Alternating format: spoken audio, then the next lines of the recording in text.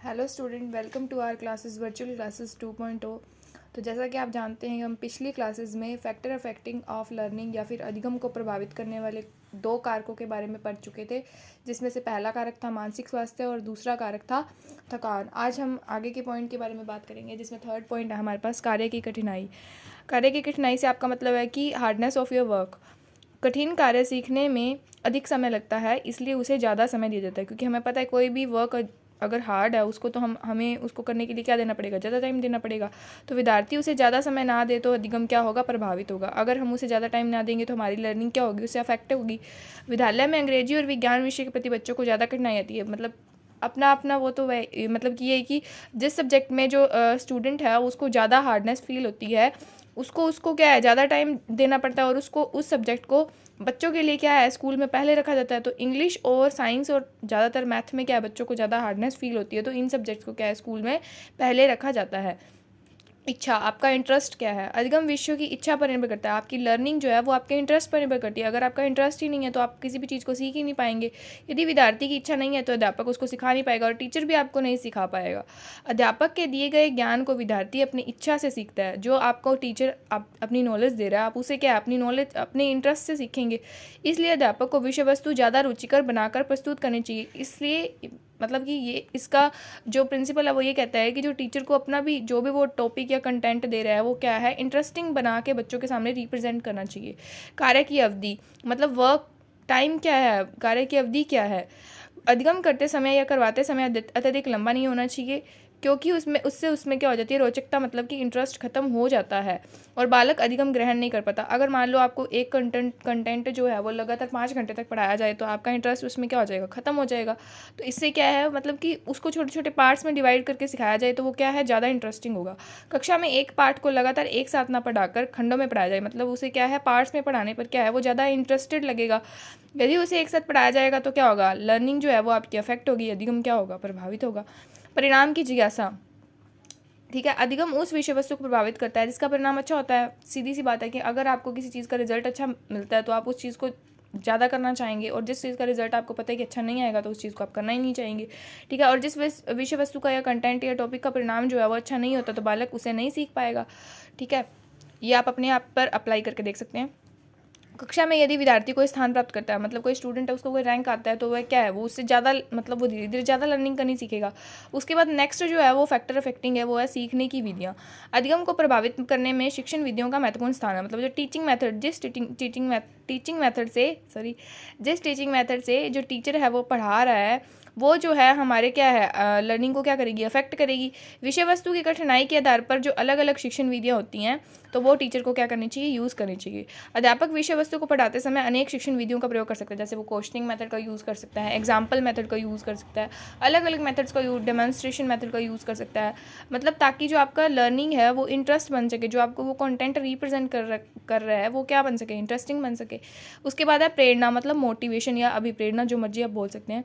सीखने की प्रक्रिया में प्रेरक तत्वों का महत्वपूर्ण स्थान होता है। बालक को नई बात बताने के लिए प्रोत्साहित किया जाए, मतलब उसे क्या एक्साइटेड किया जाए, पहले उसे क्या है, प्रेरणा दी जाए ताकि वो अच्छे से अच्छा सीख सके, जिससे वह बालक आसानी से सीख सके और इजीली जो है वो सीख सके। अध्यापक द्वारा कक्षा में नए पाठ शुरू करने से पहले एक वातावरण बनाना होता है, मतलब वो एक एनवायरनमेंट क्रिएट करता है कि मतलब जब वो नया चैप्टर स्टार्ट करे तो एक एनवायरनमेंट इंटरेस्ट क्रिएट करेगा बच्चों में, उन्हें क्या है, मोटिवेशन देगा, जिससे वो ज़्यादा से ज़्यादा और ईजिली सीख पाएँ। वह एक प्रेरणा या मोटिवेशन का कार्य करता है। उसके बाद है कठिनाई स्तर, hardness level.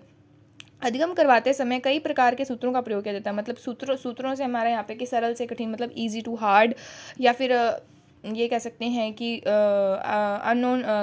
Known to unknown, ज्ञात से अज्ञात वगैरह, जो ये सूत्र हैं इनका प्रयोग किया जाता है ताकि अधिगम की कठिनाई कम हो सके। जो इसमें हमें अधिगम की कठिनाइयाँ हैं वो हमारी कम हो सके। इसके लिए अध्यापक कई प्रकार की विधियों वही टीचिंग मेथड्स का यूज़ करता है, और प्रविधियों, मतलब इसके लिए टेक्निक्स का भी यूज़ करता है वो बीच बीच में। यदि वह इनका प्रयोग ना करे, अगर वो इनका यूज़ ही ना करे तो अधिगम क्या होगा, अफेक्ट होगा, प्रभावित होगा। विद्यालय में कई प्रकार के शिक्षण सूत्रों का प्रयोग किया जाता है। विद्यालय में कई, अब मैंने बताया है कि शिक्षण सूत्र जैसे ज्ञात से अज्ञात, मूर्त से अमूर्त, मतलब मूर्त से मूर्त जो आपके सामने है उससे जो आपके सामने नहीं है उसकी तरफ ले जाना, सरल से कठिन मतलब इजी टू हार्ड की ओर ले जाना। जैसे कि ये आगे ज्ञात से अज्ञात, पूर्ण से अंश मतलब पूरे से उसको पार्ट्स की तरफ ले जाना। फिर उसके बाद है हमारे पास सरल से कठिन, इजी टू हार्ड की तरफ ले जाना, मूर्त से मूर्त जो हमारे सामने है और उससे जो हमारे सामने नहीं है उसकी ओर ले जाना। उसके बाद है वातावरण का प्रभाव, इफेक्ट ऑफ एनवायरनमेंट।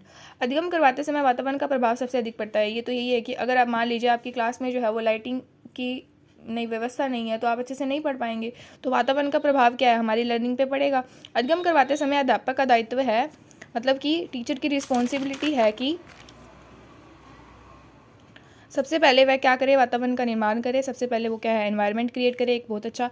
यदि वातावरण प्रतिकूल होगा, मतलब आपके अकॉर्डिंग होगा, तो क्या होगा, अधिगम जो है वो आपका अफेक्ट होगा, प्रभावित होगा।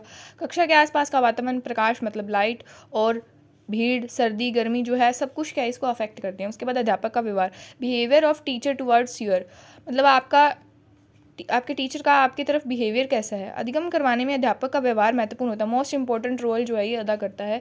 यदि अध्यापक सहज रूप से विषय वस्तु को देखते हुए शिक्षण विधियों के अनुसार अधिगम करवाता है, मतलब कि उसकी जो कंटेंट है, टॉपिक है, उसके अकॉर्डिंग वो टीचिंग मेथड का यूज़ कर रहा है और समय समय पर अभिप्रेरित करता है, आपको मोटिवेट करता है, तो क्या होगा, आपकी जो लर्निंग है, आपको नॉलेज जो है वो क्या मिलेगी, अच्छी मिलेगी।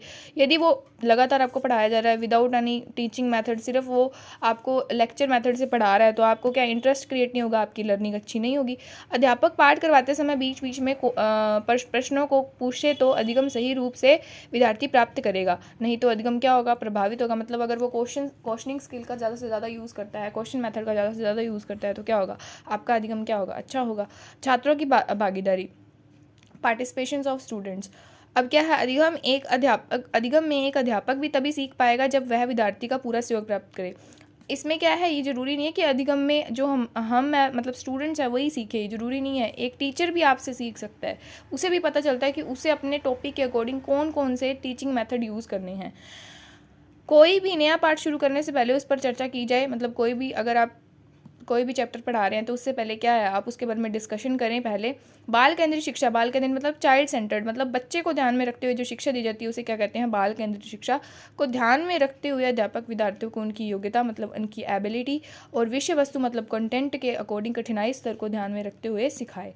अब दंड, अध्यापक विषय वस्तु को विद्यार्थी को बिना दंड के अर्थात बिना शारीरिक दंड के सिखाए, मतलब उन्हें ना डंडा मारे ना कुछ इस तरीके से उन्हें कोई भी फिजिकली जो है उन्हें कुछ दंड ना दे। यदि वे विद्यार्थी को दंड देगा, मतलब फिजिकली या मेंटली या फिर शारीरिक या मानसिक रूप से कोई भी दंड देता है, तो शिक्षण क्या होगा, प्रभावित होगा, मतलब लर्निंग भी क्या होगी, उससे अफेक्ट होगी, बच्चा नहीं सीख पाएगा उतने अच्छे से।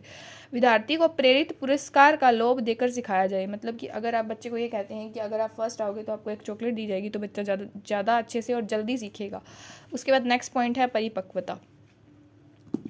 परिपक्वता में क्या है, विद्यार्थी यदि शारीरिक और मानसिक रूप से स्वस्थ है, अगर बच्चा जो है वो मेंटली भी हेल्थी है और फिजिकली भी हेल्थी है और नए पाठ को सीखने के लिए तत्पर है, अगर उसमें इंटरेस्ट है क्या कि नया लेसन वो सीखना चाहता है, तभी वह सीख पाएगा, तभी वो सीख पाएगा। सीखने में बालक परिपक्वता का भी महत्वपूर्ण स्थान होता है। सीखने में हमारी जो मैच्योरेशन है, मैच्योरिटी है, उसका भी क्या होता है, महत्वपूर्ण स्थान होता है, क्योंकि उसे पता है यदि उसने नहीं सीखा तो उसका क्या हो जाएगा, नुकसान। अगर आप मान लीजिए कि आप 18 ईयर्स के, आप 10th क्लास में, आपको पता है कि आपकी 10th की बोर्ड की है, आपको पता है कि आप पढ़ेंगे तभी आप पास होंगे, तो ये क्या है, हमारी मेच्योरिटी है। हमें पता है कि अगर हम ये चीज़ नहीं करेंगे तो इससे हमारा ही नुकसान होगा। अपने संवेगों को वह नियंत्रण करना सीख जाता है, अपने इमोशंस को भी क्या है वो कंट्रोल करना सीख जाता है। कक्षा अनुसार विषय का ज्ञान देना, इसका एग्जाम्पल ये है कि कक्षा अनुसार विषय का ज्ञान देना मतलब कि अकॉर्डिंग टू क्लासेस आप क्या है अपने कंटेंट को रिप्रेजेंट करेंगे, उसका ज्ञान देंगे।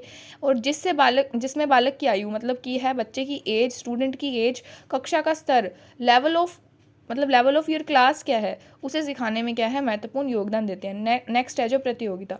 विद्यालय में प्रतियोगिता होनी चाहिए, कंपटीशन होनी चाहिए। उन प्रतियोगिताओं में विद्यार्थियों को भाग लेने के लिए प्रोत्साहित किया जाना चाहिए, उन्हें मोटिवेट किया जाना चाहिए। प्रतिस्पर्धा की भावना मतलब कंपटीशन की जो भावना है वो बालकों को क्या है, अधिगम करवा देती है।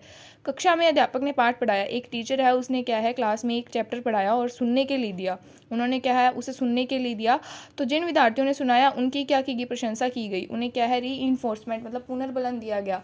जैसे कि अपन कोई काम अच्छा करते हैं तो हमें टीचर क्या है कॉपी पे गुड या फिर एक्सीलेंट देते हैं ना मार्क, तो वही क्या है उनकी प्रशंसा की गई। इससे कक्षा में क्या है प्रतिस्पर्धा की भावना विकसित हुई। प्रतिस्पर्धा मतलब बाकी बच्चों को भी ये हुआ कि हम काम अच्छा करेंगे तो हमारी भी क्या है तारीफ की जाएगी, प्रशंसा की जाएगी, हमें भी प्रेज किया जाएगा। उपरोक्त सभी तथ्यों या तत्वों के आधार पर यह निष्कर्ष निकलता है। इसमें अब हम कंक्लूजन लिखेंगे कि इन सभी जो हमने अभी फैक्टर अफेक्टिंग पढ़े हैं इनके अकॉर्डिंग या इनके बेस पे क्या कंक्लूजन निकलता है। निष्कर्ष निकाला जा सकता है कि अधिगम को प्रभावित करने में कई कारक सहयोग देते हैं। बहुत सारे कारक हैं, जो बहुत सारे जो फैक्टर है वो क्या है, लर्निंग को क्या करते हैं, अफेक्ट करते हैं। एक अच्छा अध्यापक नकारात्मक प्रभाव डालने वाले कारकों को रोकते हैं। अगर एक टीचर है वो बहुत अच्छा टीचर है तो वो क्या है, जो नेगेटिव इफेक्ट डालने वाले जो कारक हैं, फैक्टर हैं, उनको रोकते हुए सकारात्मक कारकों से अधिगम को प्रभावित करवाएगा, ताकि बालक सीखे, ताकि वो पॉजिटिव जो है, मतलब कि अगर आपका वातावरण आपके अनुकूल नहीं है तो टीचर जो क्या है वातावरण को आपके प्रतिकूल बनाएगा, तो वो क्या है आपकी सीखने में अधिक से अधिक मदद करेगा, ताकि बच्चा जो है वो अधिक से अधिक सीख पाए। तो आज हमने अधिगम को प्रभावित करने वाले सभी कारकों के बारे में पढ़ा, और कुल टोटल 15 कारक हैं। सो होप सो आपको ये वीडियो पसंद आई होगी। वीडियो को लाइक करें, शेयर करें, कमेंट करें और चैनल को सब्सक्राइब करें। Okay, bye.